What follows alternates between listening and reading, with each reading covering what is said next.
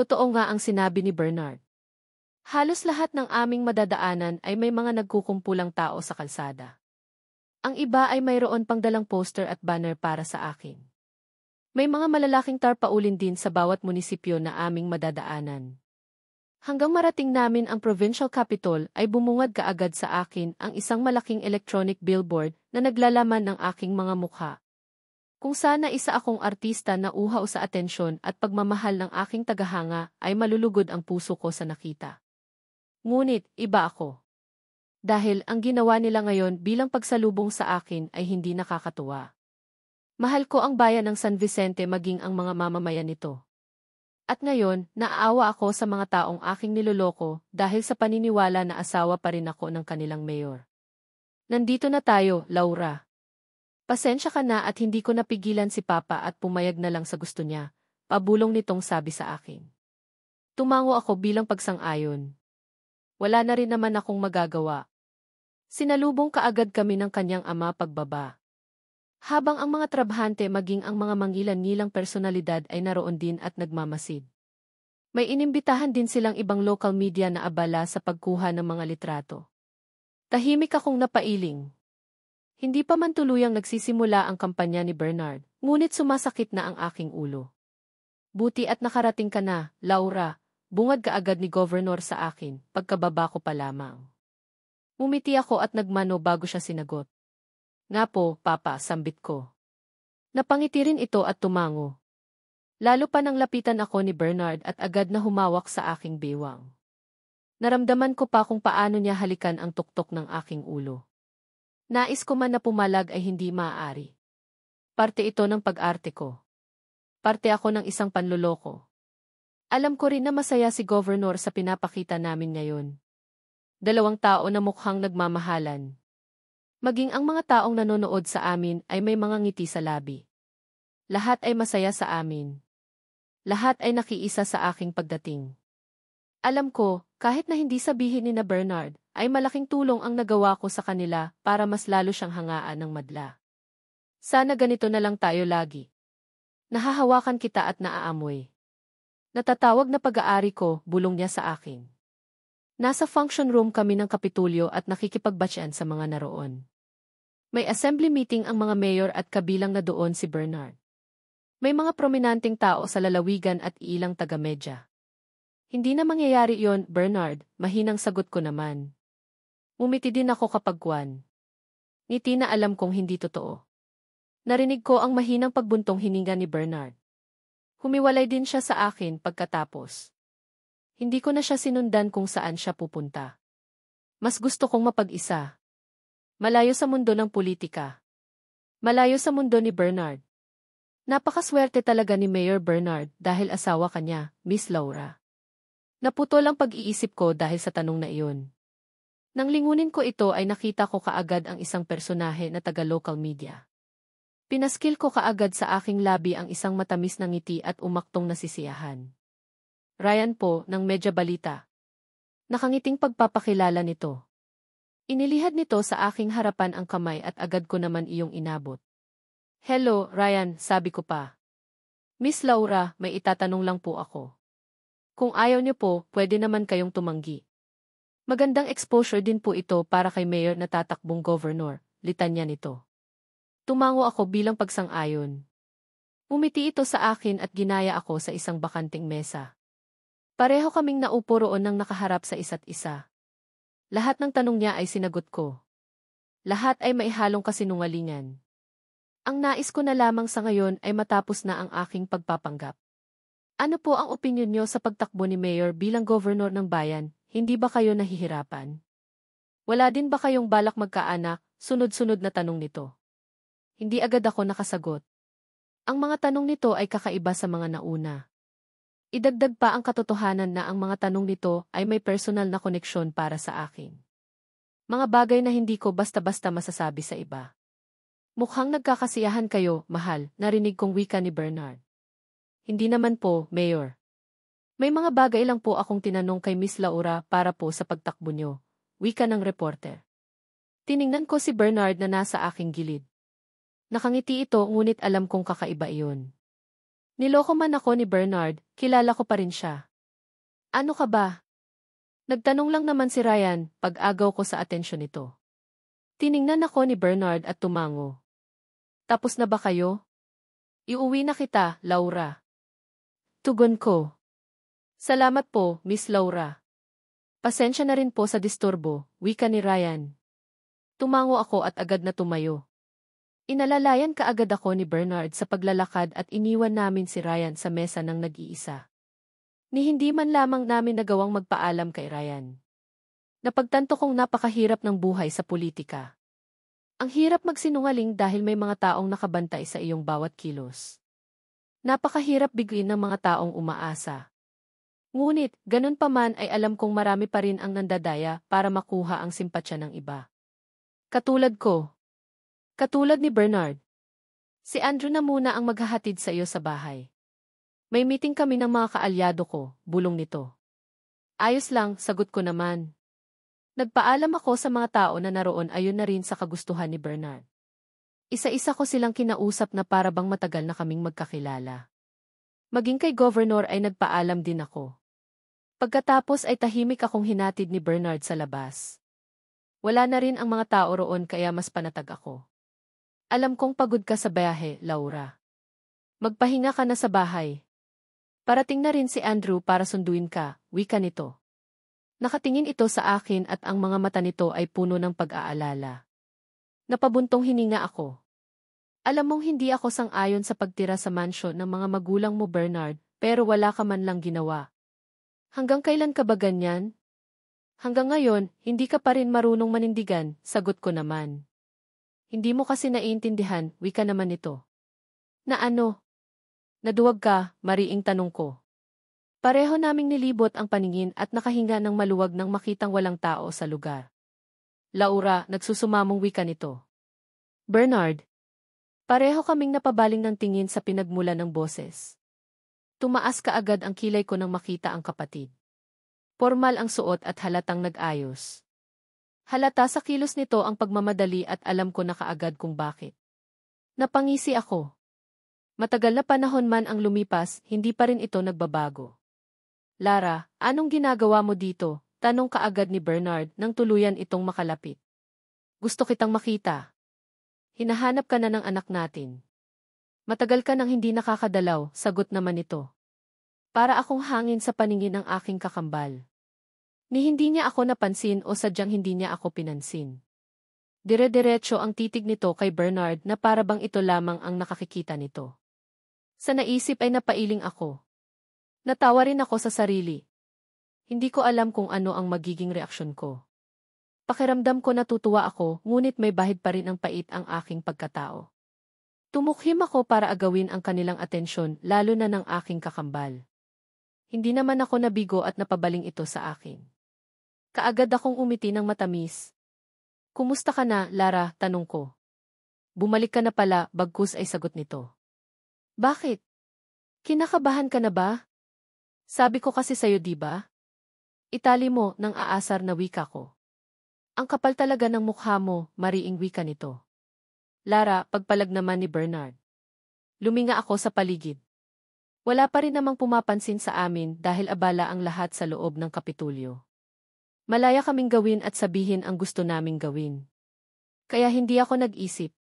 Umisi ako pagkatapos ay isang malakas na sampal ang iginawad ko sa aking kakambal. Nagulat ito sa aking ginawa. Maging si Bernard ay nanlaki din ang mga mata. Itinaas ko ang aking palad paharap at tiningnan iyon. Pasensya ka na. Marunong na kasi tong kumilatis ng ahas. Masakit ba? Walang hiidi. Sorry, di bad, wika ko pagkatapos ko siyang sampalin ulit. Saktong dumating ang sasakyan ni Andrew at mabilis akong sumakay sa loob.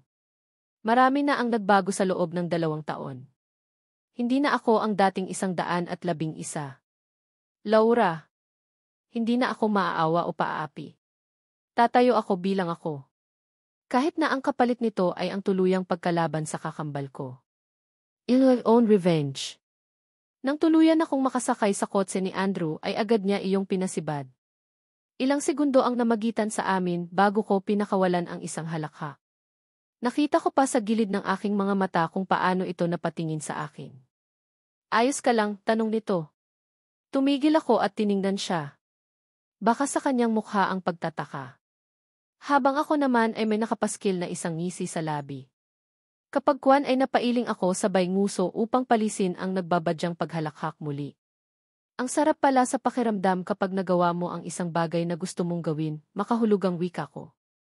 Habang nagmamaneho ay napakunot ang noo nito. Umisi ako dahil doon. Alam kong naguguluhan si Andrew sa aking sinabi. Naisip kong kahit kailan si Andrew ang taong pwede kong pagkatiwalaan ng walang halong pagpapanggap. Ano ka ba, Andrew? Wika ko sabay tampal sa kanyang balikat.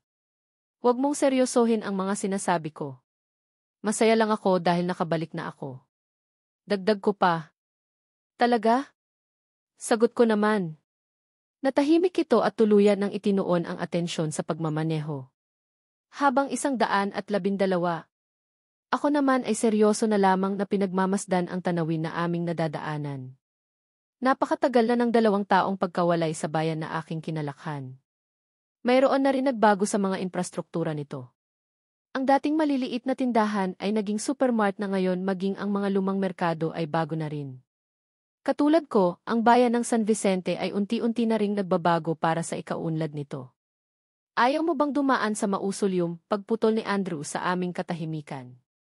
Napabuntong hininga ako sa kanyang sinabi. Ang totoong plano ko pagdating ng San Vicente ay ang dalawin ang himlayan ng aking anak. Ngunit, dahil nga sa pakulo ni na Bernard ay naantala ito. Hapon na kaya, bukas na lang. Tiyaka, gusto ko nang magpahinga. Nakakaloka ang makipagplastikan sa loob ng Kapitulyo. Natatawang wika ko. Natawa si Andrew sa aking sinabi. Agad akong bumaling sa kanya. Nakita ko pa kung paano umiling ang kanyang ulo at kumintal ang isang ngiti sa kanyang labi. Kaya ayaw ko sa politika, Laura. Mabait ang papa ko, ngunit minsan, kailangan niyang magsinungaling para sa kapakanan ng nakakarami. Maging si Bernard ay ganoon din. At ayaw ko ng ganoon, hindi ako marunong magkunwari. Mahabang salaysay nito. Sa bawat pagbigkas ng mga labi ni Andrew ay nakamasid ako. Dama ko sa bawat salita nito ang sinseridad. Alam kong tama siya at ramdam kong hindi man direkta sa akin ang kanyang sinabi, ngunit natamaan pa rin ako. Para itong isang ligaw na palaso na hindi ko nagawang umilag. Natahimik ako at umayos ng upo. Ibinaba ko rin ang aking ulo at naikuyom ang aking mga kamao. Hanggang kailan ko ba gagawin ang pagpapanggap na ito? Hanggang kailan ako tuluyang makakawala? Hindi ako marunong magkunwari. Katulad na lamang ng sinabi kong gusto kita, dagdag pa nito. Hindi ko alam. Pwede bang wag natin yang pag-usapan, tanging nasabi ko na lamang. Natahimik kami pareho. Ang kaninang masayang aura ay naglaho. Napalitan ito ng usang nakakailang na pakiramdam. Hanggang ngayon, nangingimi ako dahil pakiramdam ko hindi tama. Pakiramdam ko ay may mali. Lalo na sa ganitong pagkakataon. Ikaw naman ang seryoso diyan. Malapit na tayo, Laura. Hindi ko sinagot si Andrew. Diretso akong tumingin sa bintana ng sasakyan. Kahit medyo madilim ang paligid dahil sa pagbabadya ng takip silim ay naaaninag ko pa rin ang magandang tanawin. Ang malawak na taniman. Ang kulay dilaw na maisantanda ng nalalapit na anihan. Ang mga malalaking puno ng molav sa gilid ng daanan at ang bagong-bagong pininturahang letra ng Hacienda Guerrero. Ito ang dating iniwan kong buhay na akin na namang babalikan. Sa naisip ay napabuntong hininga ako. Inayos ko ang aking sarili at tumingin sa aking harapan. Kapag kuwan ay tumingala ako at agad na ipinikit ang aking mga mata. Naisip kong ang aking buhay ay pabalik-balik na lamang. Mayroon akong iiwan pagkatapos ay babalikan. Hindi ko lang kasi maiwasan. Matagal akong nawala sa San Vicente. Nakakapanibago pa rin, sagot ko sa tanong ni Andrew kanina. Alam mo, mahal na mahal ka ng mga kababayan natin. Lalo na ng mga trabahante sa hacienda. Nagpaplano na nga sila ng isang salu-salo para sa'yo. Masayang wika nito. Napangiti ako sa sinabi nito. Kahit papaano pala ay masasabi kong hindi ako mag-iisa sa aking pagbabalik. Si Andrew, si Olive at ang mga tao na itinurin akong mahalaga. Sila na lamang ang magiging sandigan ko. Akmang magsasalita ako nang may tumawag sa aking cellphone. Agad kong inabot ang aking shoulder bag at kinuha ang aparato. Mas lalong gumaan ang aking pakiramdam nang mabasa ang pangalan ng tumatawag. Agad ko iyong sinagot ng walang pag-aalinlangan. Olive, bati ko kaagad. Hi! Bakit hindi ka nagsabi na ngayon ang uwi mo? Nakakainis. Sana, nagkita man lang tayo, wika nito. Ramdam na ramdam ko ang pagmamaktol sa boses nito kaya natawa ako ng mahina. Sinulyapan ko rin si Andrew at nakitang may ngiti ito sa labi habang nagmamaneho. Ano ka ba? Didisturbuhin pa ba kita? Alam ko naman na busy ka sa buhay mo kasama si Mark. Nakangising wika ko naman dito. Si Mark, ang bagong nagpapasaya sa kaibigan ko. 2 taon na rin ang mga ito at masasabi kong masaya si Olive sa piling nito. Nakikita ko iyon sa mga mata ng kaibigan tuwing dunadalaw ako nito sa Maynila noon. Masaya ako para dito. Sa kabila ng pagtangis nito noon sa dati nitong asawa, ay nakatagpo pa rin ito ng lalaki na tunay at wagas na magmamahal dito. Ang lahat ng sakit ay may kaakibat na ligaya. Iyon nga lang, ang lahat ay naaayon sa tamang panahon. Huwag mo nga akong tuksuhin ng ganyan. Naiinis pa rin ako sa'yo, alam mo. Yon. Hay, naku. Olive. Alam ko kasama mo Mark ngayon, kaya huwag mo akong artehan ng ganyan. Enjoy ka na lang, okay? Tiyaka, kasama ko si Andrew, kaya. Huwag ka nang mag-alala. Natatawang wika ko dito. Natigil ito sa kabilang linya kaya nagtaka ako. Ilang sandali pa ay napatili ito. Kaagad kong inilayo ang aparato sa aking tainga. Pakiramdam ko ay masisira ang aking pandinig sa ginawa nito. Hindi na pala ako kailangan. Nandyan na pala si Superman, may panunukso sa boses na sabi nito. Sinulyapan ko si Andrew. Seryoso pa rin ito at tila wala namang pakialam sa aking ginagawa. Ilang sandali pa ay tiningnan din nito ang cellphone at natatawa habang may binabasa na kung ano. Luko-luko talaga yung kaibigan mo, wika nito. Nanlaki ang mga mata ko sa sinabi nito. Tiningnan ko ang cellphone at nakitang nakapatay na sa kabilang linya si Olive. Kung magkaharap lamang kami ay baka nasabunutan ko na ito. Huwag mo na lang pansinin. Ganoon talaga yon, makulit, sabi ko kay Andrew nang makabawi sa pagkapahiya. Alam ko at masaya din ako para sa kanya, sagot naman ito. Ikaw? Anong plano mo pagkatapos nito, dagdag na tanong nito. Umiling lamang ako. May mga plano ako ngunit hindi ko alam kung paano ko sisimulan. Iniisip ko ang mga kahihinatnan nito. Iniisip ko kung tuluyan nang ang humilom ang puso ko. Nang matanaw ko na ang mansyon ng mga gerero ay hindi ko mapigilan ang kabahan. Matagal-tagal na rin mula noong huli ko itong makita. May mga alaala akong iniwan sa lugar na ayaw ko na sanang maalala. Ngunit, sa sitwasyon ko ngayon ay hindi na nga ito mapipigilan pa. Maganda pa rin ang mansyon, Andrew. Maaliwalas pa rin ang hangin at napakaganda pa rin ang taniman ng mga bulaklak sa paligid. Nakangiting sambit ko nang makalabas sa kotse. Napangiti si Andrew sa aking sinabi. Inilahad niya ang kanyang kamay sa akin at inabot ko naman iyon. Nagulat ako sa kanyang ginawa nang bigla niya itong halikan. Tinampal ko siya sa balikat dahil doon at agad naman siyang natawa. Habang ramdam ko naman ang pamumula ng aking 2 pisngi. Loko! Huwag mo nang ulitin yon, naiinis na banta ko dito. Umiling lamang ito at sinimulan ng maglakad patungo sa entrada ng mansyon. Nang makapasok ay bumungad kaagad sa akin ang malawak na sala ng mansyon. Tulad nga ng naisip ko ay hindi man lamang ito nagbago. Katulad pa rin ito ng dati. Ang ayos at ang mga muebles ay ganoon pa rin. Tanging ang pakiramdam ko lang ang nagbago. Ang mga gamit mo nasa taas na. Inayos na rin ni Nen ang kwarto mo, imporma ni Andrew. Hindi ba sila nagtanong, tanong ko. Hindi. Kasi akala nila sa Maynila din naglalagi si Bernard. Kaya huwag kang mag-alala. Tumango ako sa sinabi nito. Kahit papaano ay gumaan ang aking pakiramdam. Salamat, sabi ko na lamang. Laura. Nandito ka na, Hisha. Nakita ko kaagad ang mama ni Andrew palapit sa amin. Nakangiti ito at may apron pa sa harapan. Napangiti din ako dito at agad na niyakap ito nang makalapit. Kumusta po, bati ko kaagad. Ayos lang. Ito nagluluto na ng hapunan. Sinarapan ko dahil nandito ka.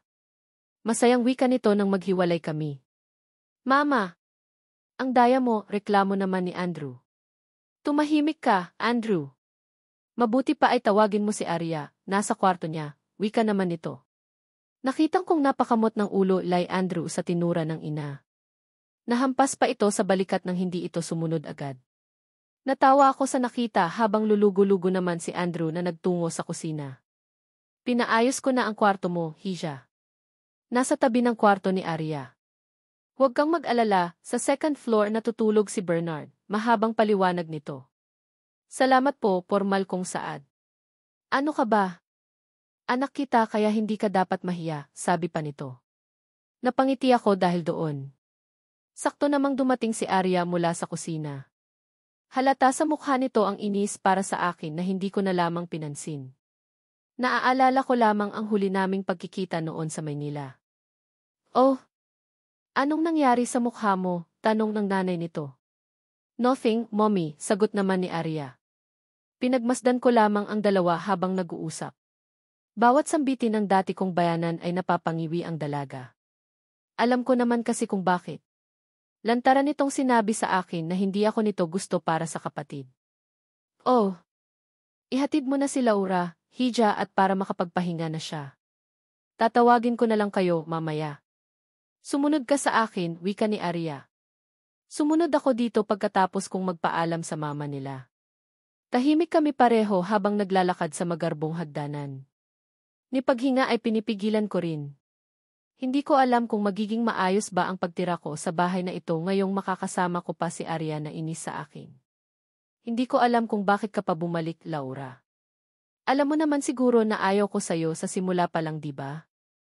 Alam kong hiwalay na kayo ng kapatid ko, kaya huwag kang umasa na sasaluhin ka rin ni Andrew. Nakakadiri ka, mariing wika nito nang makatapat na namin ang aking kwarto. Nagulat ako sa kanyang sinabi.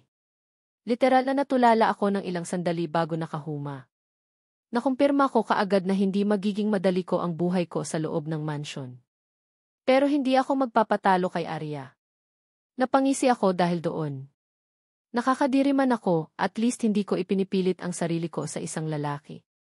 Matapang na wika ko dito. Ilang taon mo nang ang fiancé Zeus Vergara, Arya? O, ikaw lang ang nag-iisip na ikakasal ka sa kanya. Nakakalungkot naman. Sa susunod, pumili ka ng babanggain mo. Baka hindi kita, matantiya, huling sinabi ko dito at tuluyan ko nang isinirado ang pinto. Nang tuluyan akong makapasok ay napabuntong hininga na lamang ako.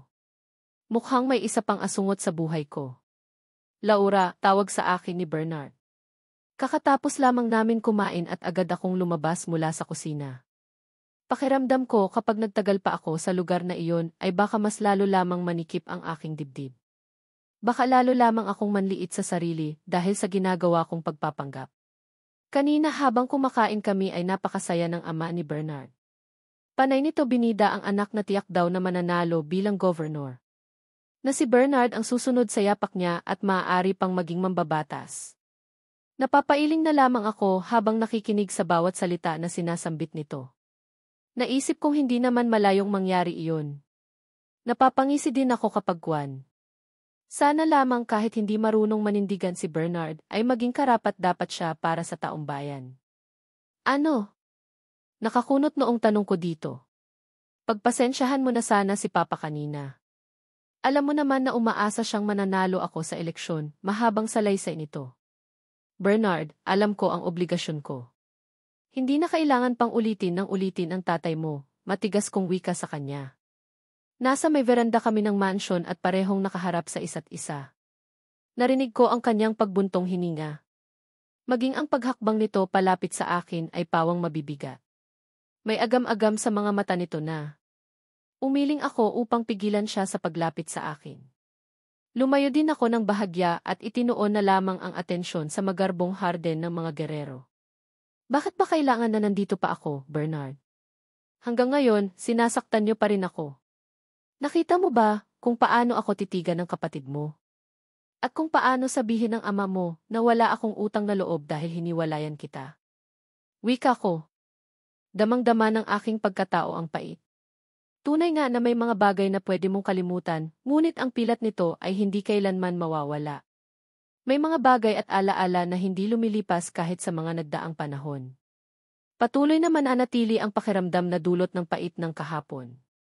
Sorry kasi, pabulong na sabi nito. Napangiti ako ng pait. Ngayon ko lamang napagtanto na sa tagal ng panahon na nilisan ko ang lugar na ito, hindi kami kailanman nag-usap ng seryoso ni Bernard. Kahit kailan ay hindi kami nagkausap ng payapa. Madalas siyang pumunta ng Maynila noon para dalawin ako. Madalas niya akong sunduin sa trabaho. May pagkakataon pa na natutulog siya sa maliit kong apartment, ngunit ang mag-usap ng mahinahon ay hindi namin nagawa. O sadyang, may mga bagay na nangyayari sa tamang panahon. Maaring ganoon nga, maari ring hindi. Alam mo Bernard, katulad ka pa rin ang dati. Hindi ka pa rin nga babago. Hindi ka pa rin marunong manindigan, anas ko. Ipinagsalikop ko ang aking dalawang braso sa aking dibdib habang dahan-dahang tumitingala sa langit. Natanaw ko kaagad ang malawak na kadiliman na binibigyang ningning ng mga bituin. Malayo man ang mga bituin sa isa't isa, ngunit payapa ito at nagdudulot ng kagandahan sa kalangitan. Kailan kaya ako magiging halintulad sa isang bituin? Kailan ko rin kaya mararamdaman ang kapayapaan? Kung wala ka nang sasabihin, magpapahinga na ako, sambit ko bago tinalikuran si Bernard. Dumiretso kaagad ako sa kwartong nakalaan sa akin. Hindi na ako nag-abalang pang mag-ayos bago matulog. Inihiga ko kaagad ang pagod kong katawan sa malambot na kama.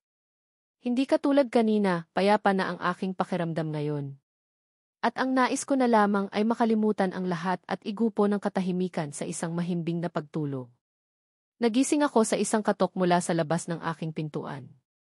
Agad kong tiningnan ang sarili at nakahinga ng maluwag. Naninibago pa rin ako sa bago kong buhay at kapaligiran, ngunit kailangan kong sanayin ang sarili. Maayong buntag, Ma'am. Good morning Ace, bati ni Nen sa akin sa wikang Bisaya. Napangiti agad ako nang mabungaran siya sa tapat ng pinto. May dala itong tray ng pagkain at nakangiti itong nakatingin sa akin. Anong oras na? Bakit hinatid mo pa ang pagkain? Kaya ko namang bumaba. Nakangusong saad ko. Nilawakan ko ang pagkakabukas ng pinto at pumasok ito. Inilagay muna nito ang pagkain sa bedside table at binalingan ako. 2:00 na po, Ma'am. Natakot po si Senyora baka malipasan na kayo ng gutom. Tanghali na po.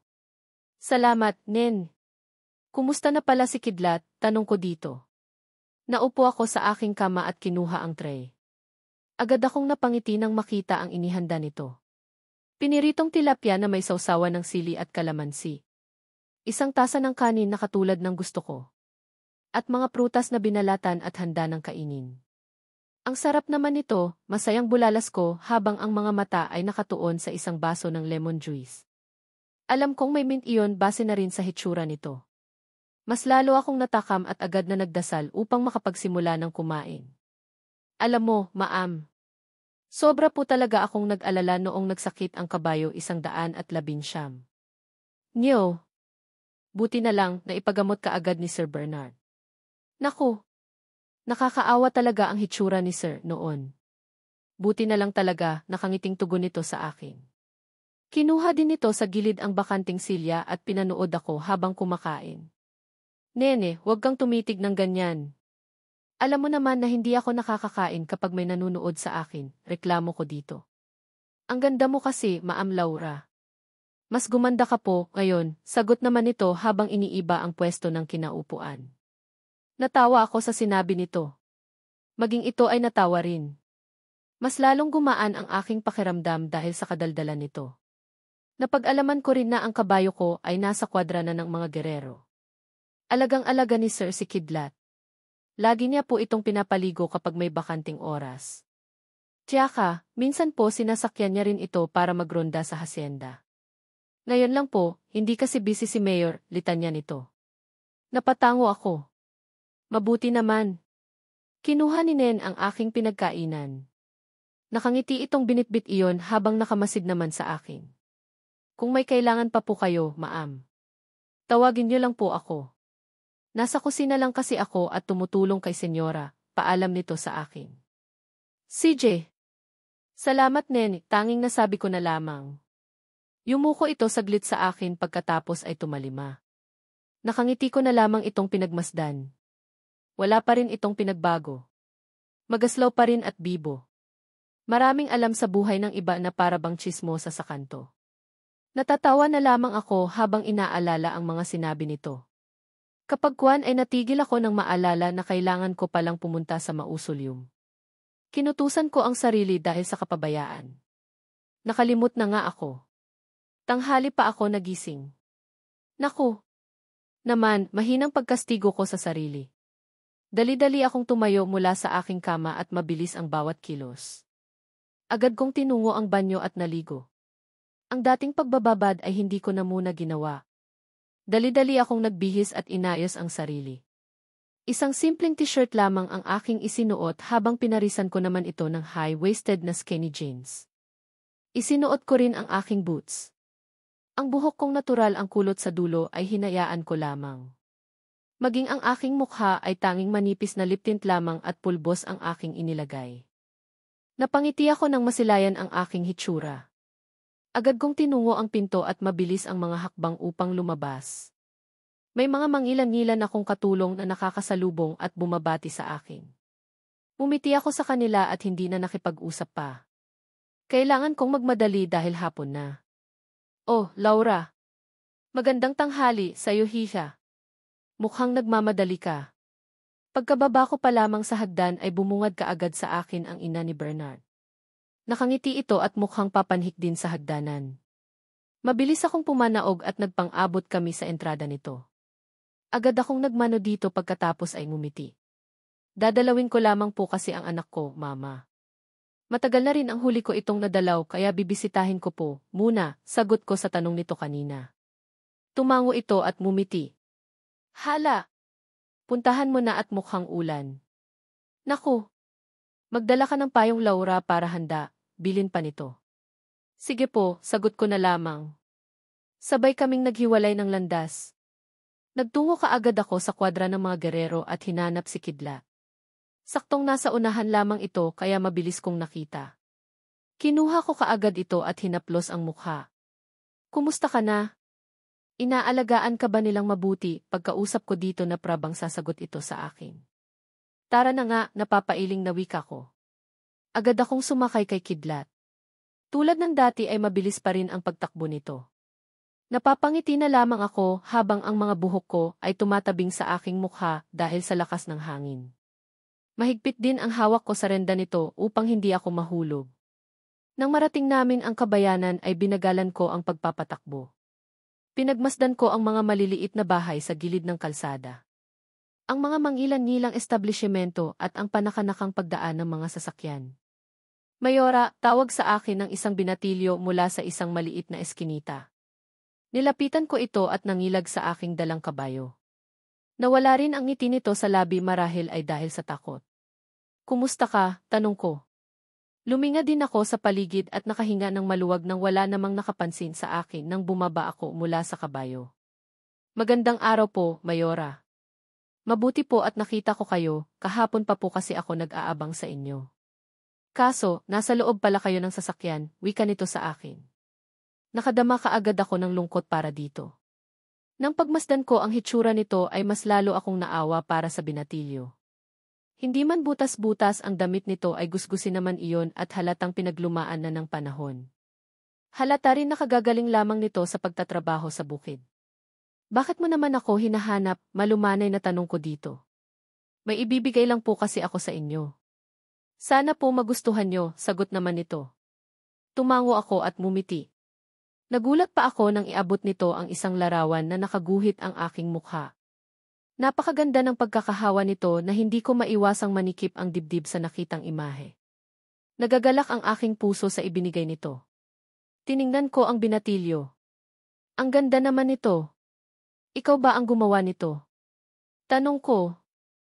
Opo. Pasasalamat ko po iyan at regalo para sa inyo, sagot naman nito. Isa po ako sa scholar ng lalawigan na isinulong ninyo noon, Mayora. Sana po ay manalo si Mayor para mas marami pa kayong matulungan, masayang wika nito. Tumango ako at mumiti. Ang awa para dito ay napalitan ng munting pag-asa. Na kahit sa mura nitong edad ay patuloy itong lumalaban sa hirap ng buhay. Sana nga, tanging nasabi ko na lamang. Ilang sandali pa kaming nag-usap bago ako tumuloy sa aking pupuntahan.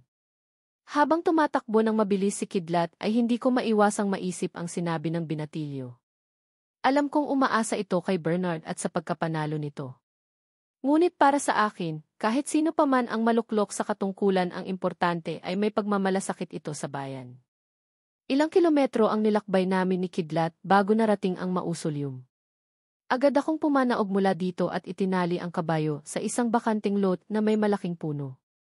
Pagkatapos ay mabilis akong pumasok sa loob ng mausoleum.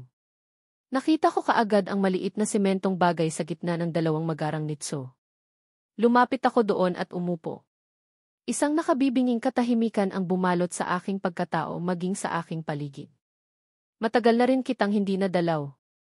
Galit ka ba sa akin? Pasensya ka na, baby ko, mahinang pagkausap ko dito na para bang sasagot ito sa akin.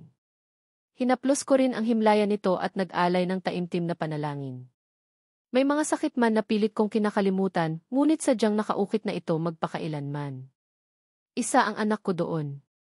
Dahil kahit hindi ko aminin sa aking sarili, nanghihinayang pa rin ako.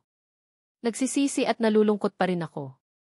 Paano ako magsasawa kung alam kong totoo ang pagmamahal ko sa'yo? Ganyan ka naman, Laura. Lagi mo akong tinataboy, may hinanakit sa boes na tanong nito. Nilingon ko siya at agad na kinunutan ng noo. Kalmado na rin ang aking sarili mula sa tahimik na pag-iyak kanina. Sinisi ko rin ang aking sarili sa karupukan. Hindi pa rin pala ako matapang tulad ng ipinapakita ko noong nakaraan. Alam mo ang sagot kaya huwag mo akong tanungin na para bang hindi mo alam. Hiwalay na tayo, Bernard. At kahit kailan hindi na tayo magiging buo, matapang na wika ko. Pagkatapos kong sabihin iyon kay Bernard ay nilingon ko ang entrada ng mausoleum. Unti-unti nang tumitila ang ulan kaya napanatag ako. Huminga din ako ng malalim at pilit pinatatag ang sarili. Love isn't always about second chances, but it is also about self-respect. Self-love to be exact. I just wish that all this pain will fade away, like the slowly fading of the pouring rain. Nauna akong umalis sa lugar na iyon. Ni hindi na ako nagpaalam pa kay Bernard at dumiretso na kaagad kay Kidlat. Hindi ako nangiming sakyan iyon kahit na medyo basa dahil sa ulan. Ang mahalaga sa akin ay makaalis ako sa lugar na iyon. Binaybay ko ang madilim na daan patungo sa mansion. Ngayon ako nagsisi na pinilipit ko pang magpunta sa mausoleum kahit nagahol sa oras at halatang ulan. Wala tuloy akong dala kahit ang aking cellphone. Napamura ako sa aking sarili. Minsan talaga kahit hindi mo sadyain ay may magagawa ka pa ring katangahan. Magugulat ka na lang na nangyayari na ang mga bagay-bagay na hindi mo alam. Magugulat ka na lang na nagawa mo na ang isang bagay na iyong pagsisisihan. Nakakainis, sigaw ko sa sobrang frustration nang muling nagsimula ang ulan. Napatingin ako sa daan at nakitang masyado ng madilim. Malakas din ang buhos at pagpatak ng ulan sa langit na may malalakas na kulog at panakanakang pagkidlat. Hinayaan ko ring maglakad na lamang ang aking kabayo nang sa ganun ay makaiwas ako sa aksidente. Nakakaawa man ang aking hitsura ay pinilit ko pa ring magpatuloy. Kahit basa ng ulan ay binabaybay ko pa rin ang daan pauwi. Isang malakas na busina mula sa aking likuran ang nagpahinto sa akin mula sa paglalakad. Kaagad kong nilingon ito at napangiti ng mapait. Habang huminto naman ang sasakyan nang makalapit na ito sa akin. Alam kong galit ka sa akin, Laura. Pero wag mo namang parusahan ang sarili mo, bulyao sa akin ni Bernard, pagkababa pa lamang niya ng sasakyan. Bakas 125. Nang inis ang kanyang mukha habang papalapit sa akin, habang nakakunot ang noo. Hindi ko pinaparusahan ang sarili ko, Bernard. Anong pinagsasabi mo? Mahina kong anas nang makalapit ito sa akin. Narinig ko ang kanyang pagbuntong hininga. Minsan, Laura, ang tigas ng ulo mo. Hindi ko na alam ang gagawin ko sa'yo. Natawa ako ng pagak sa kanyang sinabi. Napapailing pa ako habang nakatitig sa kanya. Hindi ko naman siya pinipilit na mag-alala para sa akin para umakto siya ng ganito. Hindi ko kailangan ng awa niya para sumbatan ako. Hindi kita inoobliga, sigaw ko kay Bernard. Kung isusumbat mo lang sa akin ang katigasan ng ulo ko. Pwede ba? Iwan mo na lang ako, dagdag ko pa. Gusto ko lang naman na sumakay ka sa kotse. Pareho na tayong basa, Laura. Baka magkasakit ka pa, pabulong na sabi ni sa akin. Ayaw ko, Bernard. Kaya kong umuwi mag-isa. Kaya makakaalis ka na, sagot ko naman. Alam kong nagulat siya sa aking sinabi. Nakita ko pa ang kanyang pag-iling habang napatungo. Napaka-imposible mo, Laura, mahinang anas nito. Tumango ako bilang tugon sa kanyang sinabi. Agad ko siyang tinalikuran at naglakad muli. Hindi ko na siya pinansin maging ang pagtawag niya sa akin. Alam kong kung ipipilit niya ang gusto ay mag-aaway lamang kami. Palagi namang ganoon. Hindi na nagbago mula nang lokohin niya ako. Hala! Anong nangyari sa'yo, Maam? Boses kaagad ni Nene ang nabungaran ko sa entrada pa lang ng balkonahe. Agad-agad ako nitong nilapitan at tiningnan mula ulo hanggang paa. Pagod na ako mula sa paglalakad kaya maging si Kidlat ay iniwan ko na lamang sa bakuran ng mga gerero. Nakakamanhid din ang lamig ng hangin at ang malakas na pagpatak ng ulan sa aking balat. Ay! Ano din pong nangyari sa inyo, sir? Eksaheradong tanong nito. Agad akong lumingon sa aking likuran. Bumungad kaagad sa akin ang basang bulto ni Bernard. Nakabaluktot ang dalawang braso nito at halatang giniginaw. Ang sweet niyo talaga, sir. Nagpaulan kayo pareho ni Maam. Teka lang po at kukuha ako ng towel para sa inyo. Dagdag na wika pa nito sabay alis. Habang ako naman ay nakatitig pa rin kay Bernard. Nandito ka pala. Agad akong lumingon sa aking likuran nang marinig ko ang boses ni Bernard. Hindi nga ako nagkamali dahil palapit na ito sa akin habang may dalang mga bulaklak. Nang makalapit ay agad nitong inilagay ang dala sa ibabaw ng marmol na nitso. Palagi akong nandito. Iniisip ko kasi na nalulungkot din ang anak natin dahil mag-isa lang siya, halos pabulong na sabi nito. Tumabi din ito sa akin at umupo. Kahit kailan hindi ko siya nakalimutan. Hindi ko rin nakakalimutan na sisihin ang sarili ko dahil sa nangyari. Tama ka, duwag ako. Isang nabakahabang katahimikan ang namayani sa amin ni Bernard. Iniisip ko kung dapat ko ba siyang kausapin o papabayaan ko na lang. Iniisip ko kung bakit niya sinasabi sa akin ang mga bagay na iyon. Wala na kami para magpaliwanag pa siya sa akin. Alam kong hindi ako perpekto, Laura. Pero sa buhay ko, ikaw lang ang tamang nagawa ko pero naging gago pa rin ako, dagdag pa nito. Napabuntong hininga ako. Bakit mo sinasabi sa akin yan ngayon?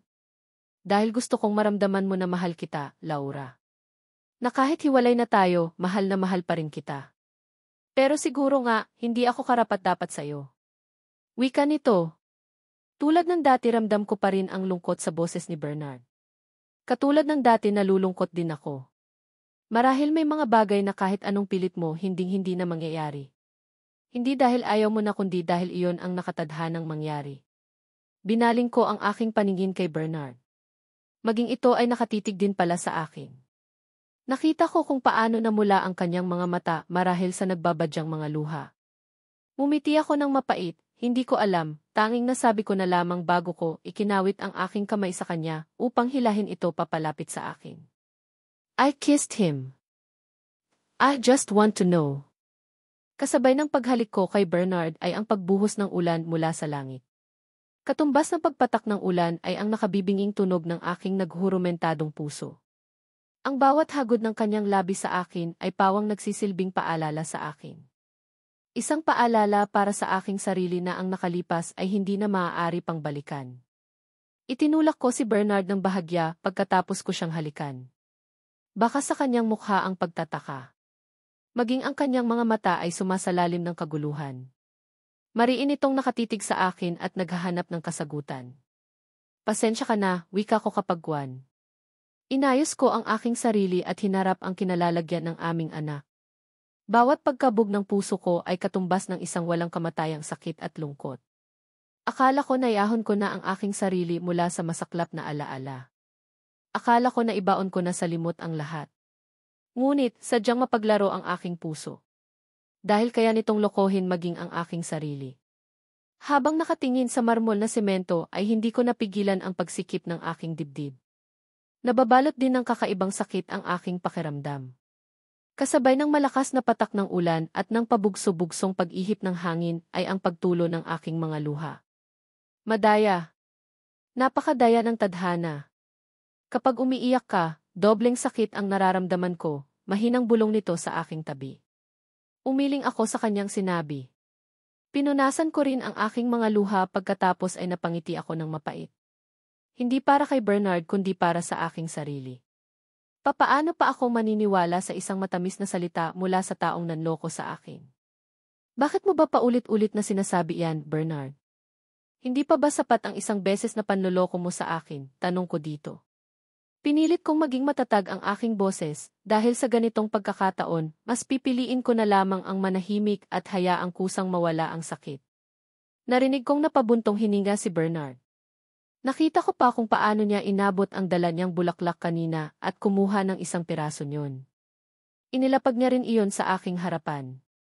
Rosas, ang paborito kong bulaklak. Ang isang ordinaryong bulaklak na iyan ay kayang pangitiin ang sinuman.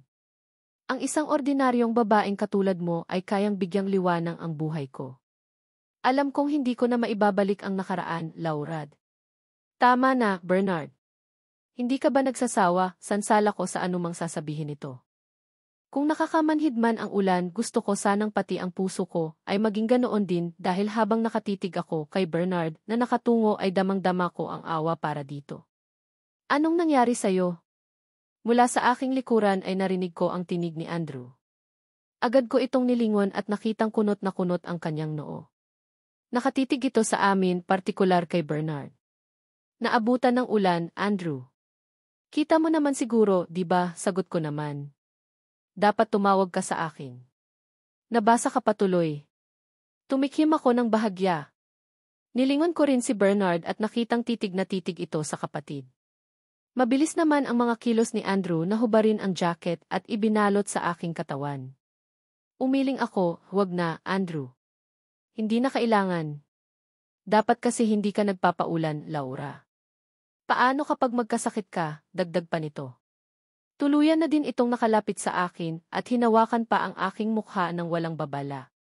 Kung nagulat ako kanina ay mas nagulantang ako ngayon. Andrew, anong? Hindi ko na naituloy ang sasabihin ko nang bigla akong hilahin ni Bernard sa aking kamay. Nalayo kaagad ako kay Andrew ngunit hawak-hawak naman ako ni Bernard. Napakahigpit ng hawak nito sa akin habang nakikipagtitigan sa kapatid nito. Si Laura ay akin, Andrew, tandaan mo iyan. Wala kang karapatan na hawakan kahit na ang dulo ng daliri niya, mariing wika nito sa aking tabi. Nakita ko ang pagngisi ni Andrew. Nakataas pa ang kilay nito habang napapailing. Wala ka ng karapatan, Bernard. Alam mo iyon. Tingin mo may pag-asa ka na? Wala, mariing wika ni Bernard. Tumigil na kayo, bulyaw ko sa dalawa. Pasensya na po kayo, ma'am at sir, natagalan po. Heto po, nagtatakang wika ni Nen. Hindi man lamang namin ito napansin. Salamat, wika ko dito. Kinalas ko rin ang kamay ni Bernard na nakahawak sa akin at inabot ang tuwalya mula sa katulong. Agad din naman itong umalis 127. Pagkatapos naming tanggapin ang ibinigay nito. Hindi ko alam kung anong problema niyong dalawa. Pero pwede ba? Hayaan niyo naman ako. Sumasakit ang ulo ko sa inyo, matigas na wika ko sa mga ito. Pinulupot ko kaagad ang tuwalya sa aking katawan at mabilis na pumanhik sa hagdanan. Nakasalubong ko pa ang ina ni Bernard na puno ng pag-aalala ang mukha. Naku! Hisa, gagawa kaagad ako ng sopas para sayo, wika kaagad nito. Magbihis ka na at papahatid ko na lang kay Nen pagkatapos. Tumango ako sa sinabi nito at naglakad muli. Narinig ko pa ang eksaheradong boses nito habang kinakausap si Bernard at tila pinapagalitan. Ipinagkibit balikat ko na lamang iyon at nagpatuloy na sa pagpanhik. Mabilis kong narating ang pinto ng aking kwarto. Agad ko itong binuksan at pumasok sa loob. Kumuha kaagad ako ng tuwalya at tinungo kaagad ang banyo para maligo. Simple lamang ang banyo na aking ginagamit.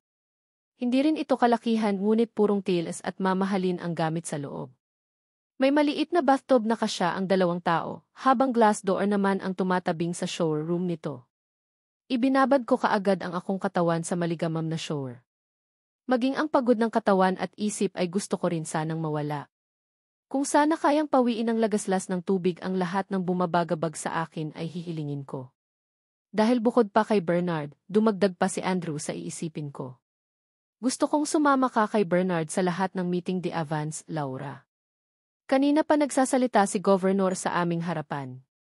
Lahat kami ay nasa mesa at kumakain, ngunit sadyang hindi ito maawat sa mga gusto nitong gawin ko sa mga susunod na araw. Pa, pwede po bang mamaya na lang yan? Kumakain pa po tayo, reklamo ni Bernard dito. Agad na napataas ang kilay ko sa narinig. Akala ko mananahimik na lamang kasi ito sa isang tabi at hahayaan niya ang ama, ngunit mukhang nagkamali ako. Arnaldo. Tama ang anak mo, pwede bang mamaya na yan, segunda naman ang nanay ni Bernard. Nakita ko pang hinawakan nito ang braso ng asawa at 128. Pinisil iyon. Narinig ko rin ang pagbuntong hininga ni Governor at nagpatuloy na sa pagkain. Bakit pa kasi pinagsasabihan niyo pa yang si Laura, Papa? Alam na niyan ang gagawin. Total, artista naman yan. Magaling umarte, pahabol naman ni Arya. Agad kong binaling ang atensyon ko dito. Halata kasing idiniin nito ang huling salita. Napangisi pa ito nang magtagpo ang aming mga mata na para bangay ibang ibig sabihin. Napakunot ang noo ko dahil doon, ngunit hindi ko na lamang ito pinansin at nagpatuloy na lamang ako sa pagkain. Tumahimik ka, Arya. Si Zeus ang atupagin mo, hindi ang politika, matigas na saad ni Governor. Kailan ba siya mamamanhikan? May plano pa ba siya? Dagdag pa nito. Itinaas ko ang aking ulo at sinulyapan si Arya. Nakatungo ito habang mahigpit ang hawak sa mga kubyertos. Agad akong napailing dahil sa inaakto nito. Alam ko kasi kung bakit hindi magawang mamanhikan ni Zeus Vergara, dahil iyon kay Sofia Inares. Isa sa pinakamaganda sa campus noon.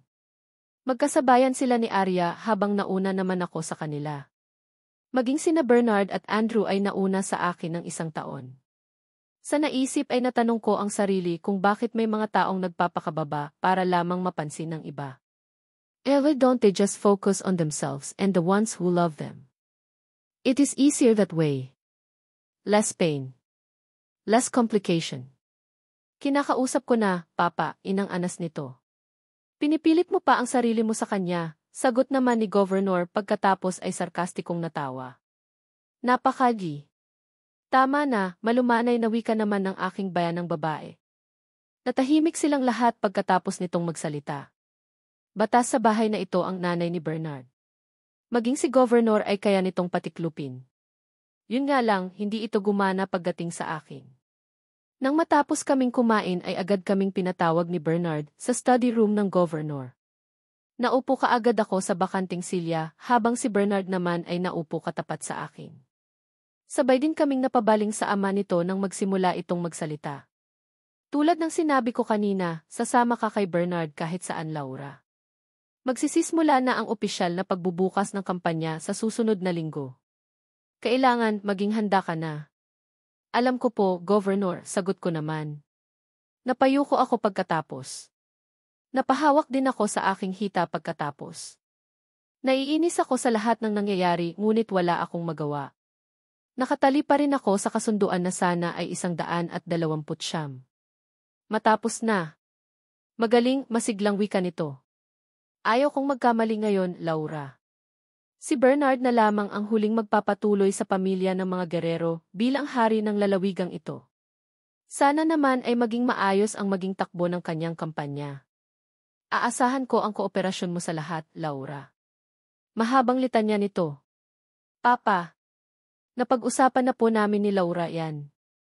Hayaan niyo na po muna siyang makapagpahinga, sansala naman ni Bernard sa kung ano pa man ang sasabihin ng ama nito. Isa ka pa, Bernard. Baka ikaw pa ang sisira sa pangalan mo. Pwede bang ipirmi mo na muna iyang kabit mo? Pagalagala. Noong nakaraan gusto akong kausapin. Nababaliw na ba siya? Galit na tanong nito kay Bernard. Agad kong binalingan ng tingin si Bernard matapos kong marinig ang sinabi ng ama nito. Nagulat pa ako nang maging ito ay nakatingin pala sa akin. Nangungusap ang mga mata nito na tila ba may gusto itong sabihin sa akin hanggang napayuko na lang ito. Tapos ko na pong kausapin si Lara tungkol diyan, Papa. Naiintindihan naman niya, sagot ni Bernard. Nagsasama ba kayo, Bernard? Hindi po, mabilis namang sagot nito. Itali mo. Baka siraan ka pa niyan. Kakausapin ko po si Lara, presenta ko. Nakita ko kaagad ang panlalaki ng mga mata ni Bernard habang ibinabaling sa akin ang kanyang paningin. Nabanaag ko rin ang pagtataka sa kanyang mukha at ang pagkunot ng kanyang noo. Umiling pa ito kapag na para bang kinukumbinsi ako. Mabuti, Laura. Ang kapal din ng mukha ng kapatid mo. Pilit ng pilit sa sarili kahit nakakasira ng relasyon. Napayuko ako sa sinabi ni Governor. Alam kong malaki ang kasalanan ni Lara sa akin, ngunit may kudlit pa rin sa aking puso ang nasaktan sa mga salitang narinig mula kay Governor. Naawa ako dito kahit na sinaktan ako nito. Naisip ko tuloy kung hanggang kailan niya balak ipagpilitan ang sarili kay Bernard. Hanggang kailan siya mapapagod sa paghahabol sa dati kong asawa. Matapos ang pag-uusap ay mabilis akong nagtungo sa aking kwarto. Hindi maganda ang aking pakiramdam mula pa kaninang nabasa ako ng ulan, kaya 130. Nais ko na sanang matulog. Masakit din ang aking ulo at pagod kaya nais ko na sanang magpahinga. Laura. Agad akong napapikit pagkarinig ko pa lamang sa boses ni Bernard mula sa aking likuran. Tumigil din ako sa paglalakad at hinintay na lamang ito. Wala din naman kasing mangyayari kung magmamatigas pa ako at baliwalain ang pagtawag nito sa akin. Ano na naman, Bernard? Nakakunot noong tanong ko dito. Uminom ka ng gamot. Baka magkasakit ka pa dahil kanina, mahinang wika nito. Natawa ako ng mahina. Pinamiwangan ko rin ito pagkatapos. Hindi na ako bata, Bernard. Kaya ko na ang sarili ko. Kaya, pwede ba, inis naturan ko dito. Nag-aalala lang naman ako sa'yo, bubulong-bulong na sambit nito. Mauna na ako sa'yo kung wala ka nang sasabihin. Pagod na ako, Bernard. Gusto ko nang magpahinga, wika ko sabay naglakad palayo dito. Napabuntong hininga na lamang ako nang makapasok ako sa aking kwarto. Agad akong nahiga sa malambot na kama para matulog ngunit pilit nagsusumiksik sa utak ko ang sinabi ni Bernard sa akin. Nag-aalala din naman ako na magkasakit ngunit hindi ko lamang ito masyadong iniisip. Hindi ko rin siya kakailanganin kung sakaling magkasakit nga ako. Yun ang akala ko. Naku! Mayora, kanina ka pa ubo ng ubo. Mabuti pa po ay doon na muna kayo sa gilid at maalikabok po dito, wika ng isa kong kasamahan. Mabilis ang pagdaan ng mga araw. Parang kailan lang nang magbalik ako sa San Vicente at ngayon nga ay abala na ako para sa pangangampanya ni Bernard. Nasa gilid kami ng kalsada at abala sa pagdidikit ng mga poster no Bernard na may plataporma nito. Pasensya na kayo, medyo masakit lang ang lalamuna ko kaya panay ako ubo. Ang init din kasi, paliwanag ko sa mga ito. Ikaw naman kasi Mayora, sumama ka pa sa amin. Kaya na namin to, basta para kay Mayor, masiglang wika naman ng isa. Napangiti ako dahil sa kanilang sinabi. Lalo na nang makita ko ang kasiyahan sa kanilang mga mata. Alam ko na agad na totoo ang suporta nila para kay Bernard 131. At masaya na ako para doon. Naisip ko rin na kahit hindi naging matagumpay ang pagsasama namin ni Bernard, ay naging matagumpay naman siya sa pagserbisyo para sa taong bayan. Ganoon naman yata talaga ang papel ko sa mundo, ang maging masaya para sa tagumpay ng iba. Sandali lang, Kuha muna akong tubig sa sasakyan, paalam ko sa mga ito. Nagsitanguan sila sa akin at bumalik na sa ginagawa. Habang ako naman ay mabilis ang kilos na nilapitan ang dala naming van. Namamalat na ang lalamunan ko dahil sa init at sa kasamaang palad pa ay mukhang ubuhin ako. Ilang araw na rin kasi akong pagod dahil sa ginagawa at minsan pa ay naulanan sa hapon. Nakakainis, bulong ko habang kumukuha ng tubig sa loob ng van. Nang makalabas ako ay nagulat ako sa nakita. Bumungad kaagad sa akin ang mukha ng aking kakambal. Nakapustura ito at halatang nag-ayos ng sarili. Kumusta ang acting wife? Matapang na tanong kaagad nito. Lumingalinga muna ako sa paligid bago siya sinagot. Pwede ba? Lara, kung naghahanap ka ng away, huwag dito. Hindi kita papatulan, mariing sagot ko dito. Sarkastiko itong natawa sa aking sinabi. Pagkatapos ay matalim ang mga titig nito nang balingan ako mula ulo hanggang paa. Hindi ka pa rin nagbabago. Magaling ka pa ring umarte, wika nito. Napadda ako sa sinabi ni Lara sa akin.